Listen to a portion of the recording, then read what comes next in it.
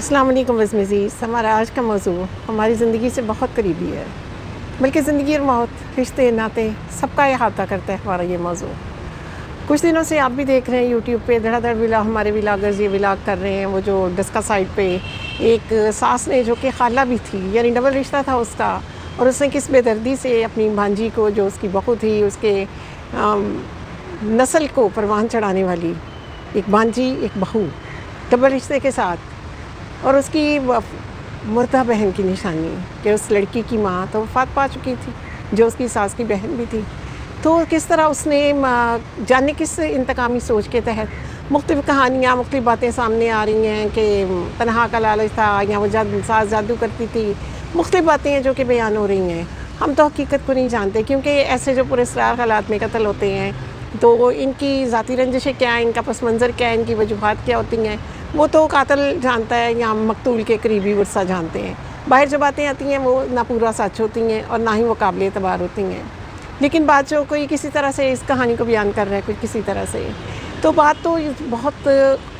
چھوٹی سی ہے سمجھنے کی، کہ جب ہمارے دین اسلام میں ایک مسلمان کا دوسرے مسلمان کو نقصان پہنچانا اس حد تک منع کر دیا گیا کہ تم میں سے مسلمان وہ ہے کہ جس کے ہاتھ اور زبان سے دوسرے مسلمان محفوظ رہیں، تو پھر اس طرح اگر ہم اس حدیث نبوی پہ غور کریں تو ہم میں سے کتنے پرسنٹ ہیں جو دائرہ اسلام سے خارج ہو جاتے ہیں، کہ ہم میں سے کتنے ہیں جو اپنے صرف زبان سے ہی نہیں، اپنے ہاتھ سے بھی دوسروں کو نقصان دیتے ہیں، دوسروں کی جانوں کو خطرے میں ڈالتے ہیں، بلکہ ان کے قاتل بن جاتے ہیں، ہاں چھوٹی چھوٹی بات پہ، چاہے وہ معاشرتی انتقام ہو، رشتہ داریوں کا کوئی انتقام ہو، اس کے پس منظر میں عشق و محبت ہو، یا پراپرٹی ہو، جائیداد ہو، یا گھریلو رنجشیں ہوں، یا کچھ بھی ہو، یا سیاسی معاملات ہوں، تو دیکھیں ہم نے انسانی زندگی کو کس قدر سستا سمجھ لی ہے اور کس قدر اسے معمولی سمجھ لی ہے۔ جس نے ایک انسان کا قتل کیا، اس نے گویا پوری انسانیت کا قتل کیا۔ تو یہاں کتنے قتل عام ہیں، کتنی قتل و غارت دہشت گردی ہے، کس قدر ہے، کرنے والے بھی، مرنے والا بھی مسلمان، مارنے والا بھی مسلمان، مرنے والا بھی اس وقت مرتے ہوئے لا الہ الا اللہ محمد رسول اللہ پڑھنا چاہ رہا ہوتا ہے، اور مارنے والا بھی یہی سمجھتا ہے کہ میں نے بہت بڑا کام کر دیا، جی میں نے تو ایک برے انسان کا خاتمہ کر دیا۔ وہ اپنے غصے کے شیطان جو ابلیس، اس کا نفس جو ہے وہ اس وقت اس پہ حکمرانی کر رہا ہوتا ہے، وہ اپنے نفس کی تسکین کے لیے اتنی قیمتی جان کو ختم کر دیتا ہے۔ تو یہ ہمیں اپنے نفس کی غلامی کو نہ چھوڑنا پڑے گا، اپنی چھوٹی چھوٹی خواہشات کی تکمیل کے لیے، مالی، معاشرتی، معاشی یا سماجی یا ذاتی مفادات کے لیے ہم کتنے غلط ہیں، کتنے ہم انسانیت سے گر گئے ہیں۔ یہ کہنا کہ اب ہم گرتے جا رہے ہیں، اگر ہم اپنی اسلامی تاریخ کو اٹھا کر دیکھیں نا، اگر ہم 1000 سال پہلے والی پہ بھی چلے جائیں تو یہ قتل و غارت گری تب بھی ہے، بلکہ رسول کریم صلی اللہ علیہ وآلہ وسلم کو دنیا سے گئے عرصہ نہیں ہوا تھا جب یزید کی یزیدیت سامنے آ گئی تھی، اور ایسی ہی سفاکیت ہم اب بھی دیکھ رہے ہیں۔ تب یزید اور اس کے خواریوں نے یہ نہیں سوچا تھا کہ ہم جن کے اس مقدس خون اس وقت اس زمین پہ بہا رہے ہیں، اور جس برے گھرانے کے ہم جانی دشمن بنے ہوئے ہیں، وہ رسول کے گھرانے کا سارا سلسلہ ہے، جانتے تھے نا سب۔ اسی طرح اب بھی سب جان رہے ہوتے ہیں کہ ہمارا رشتہ کیا ہے، ہمارا تعلق کیا ہے، یہ کس قسم کا اہم رشتہ ناتا ہے، لیکن اس کے باوجود نفس کی غلامی نے اس طرح اپنے پنجے گاڑے ہوئے ہیں کہ ہر شخص چھوٹی چھوٹی بات پر دوسرے کا جانی دشمن ہوا پھرتا ہے۔ تو یہ بہت شیطانی اور ابلیسی سوچ ہے۔ ابلیسی سوچ تو تب بھی تھی کہ جب قابیل نے نفس کی غلامی کی تھی نا، اور قابیل کو اپنے ہی بھائی کا قتل کر دیا تھا، اور عورت ذات پہ الزام آ گیا، جی پہلا قتل بھی عورت کے لیے ہوا تھا، عورت کے لیے نہیں ہوا تھا، نفس کی غلامی کے لیے ہوا تھا، اور وہی نفس کی غلامی ہے جو سینہ بسینہ چلتی آ رہی ہے۔ ڈیٹیل تو میں آپ کو اس سانحے کی نہیں بتاؤں گی، کیونکہ ایسے سانحے تو شاید ہی ہماری اس وطن عزیز میں کوئی دن ایسا گزرتا ہے جب اس قسم کا سامنا نہیں ہوتا، کبھی کسی بچی کے حوالے سے، بچے کے حوالے سے، عورت کے حوالے سے، لڑکے کے حوالے سے، یا سڑکوں پہ، یا عام وہ اسٹریٹ کرائمز، یا گھروں میں چوری ڈکیتی کی ہونے والی وارداتیں، یا جادو ٹونے کے لیے، یا عشق میں ناکامی پر، یا پراپرٹی کے لالچ پہ، یا سیاسی انتقام پہ، اس رنجش میں کیا نہیں ہو رہا۔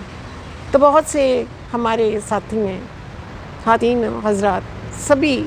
نمائندگی کرتے ہیں، عکاسی کرتے ہیں، بیان کرتے ہیں بہتر سے بہتر پیرائے میں ان سارے جو خرابیاں ہیں جو ہمارے اس معاشرے کی، جو کہ ہمیں تباہی کی آخری سرحد پہ لے گئی ہیں، پھر ہم کہتے ہیں کہ ہم مسلمان ہیں۔ ہمیں کس لیے مسلمان ہیں؟ کہ مسلمان کے گھر پیدا ہو گئے ہیں، لا الہ الا اللہ محمد رسول اللہ ہمیں آتا ہے، اس لیے یا اس لیے کہ ہم پیدا ہوئے تو ہمارے کان میں اذان دے دی گئی، یا اس لیے کہ جب ہم مریں گے تو ہماری نماز جنازہ ادا کر دی جائے گی. تو مسلمانی ان باتوں تک تو نہیں منحصر. مسلمانی تو اس بات سے شروع ہوتی ہے اور اسی پہ ختم ہوتی ہے کہ مسلمان وہ ہے جس کے ہاتھ اور زبان سے دوسرے مسلمان محفوظ رہیں. لہٰذا اس چیز کو، اس پیغام کو امر کیجیے اور اس کو اپنائیے، تو تبھی ہم انسان کے لانے کے حقدار ہیں. ورنہ باخدا ہم تو جانور کے بھی معیار سے نیچے جا گرے ہیں. جانور بھی ایک دوسرے کا احساس کر لیتے ہیں اور ہم تو دھڑا دھڑ،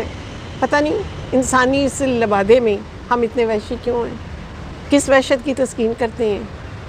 تو بات پھر اسی پہ آ جاتی ہے نا کہ ہم نفس کے غلام ہیں، نفس پرست ہیں ہم،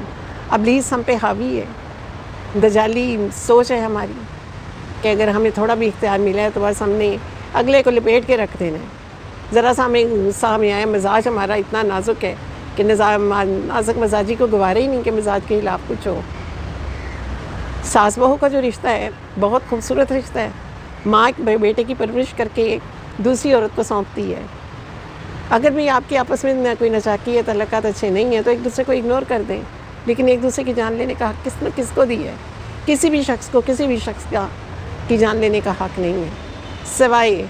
قوانین کے ان رکھوالوں کو کہ جو واقعی عدل کے تقاضے پورے کرتے ہیں اور جو اصلی مجرم ہوتا ہے اس کو سزا دیتے ہیں. یہ نہیں کہ جرم کسی نے کی اور سزا کسی کو دے دی جائے. اس کے علاوہ تو کسی کو حق نہیں سوائے اللہ تعالیٰ کی ذات میں کہ جان و مالک، جان کا لینے کا اور دینے کا وہی مالک ہے،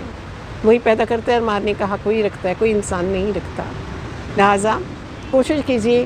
ہر شخص کوشش کرے، کیا مرد کیا عورت کیا لڑکے لڑکیاں، کہ اپنے نفس کو تھوڑا سا کنٹرول میں لائیے. ہم ایک بے ہنگم معاشرہ بن چکے ہیں، نہ اصول نہ قوانین نہ کوئی احساس. یہ شرم حیا تو بہت چھوٹا سا لفظ ہو گیا ہے، اس کی تو ہم نے وہ کچومر نکال کے رکھ دی ہے کہ حیا بھی کچھ ہوتی ہے، شرم بھی کچھ ہوتی ہے. کہاں ہوتی ہے بھائی؟ کسی معاملے میں ہوتی ہے، کسی بھی معاملے میں نہیں ہوتی. بہت کم لوگ ہیں، 1000 میں 10 ملتے ہیں جو دوسروں کو نقصان نہیں دیتے، ورنہ باقی جو لوگ ہیں وہ کسی نہ کسی صورت دوسرے انسان کو نقصان دینے کی ہر لمحہ تدبیر کرتے رہتے ہیں. اور یہ ایک بیمار سوچ ہے. بیمار سوچ سے نجات حاصل کیجیے، انسانیت کا احترام کیجیے کہ انسانیت سب سے افضل ہے، سب سے محترم ہے.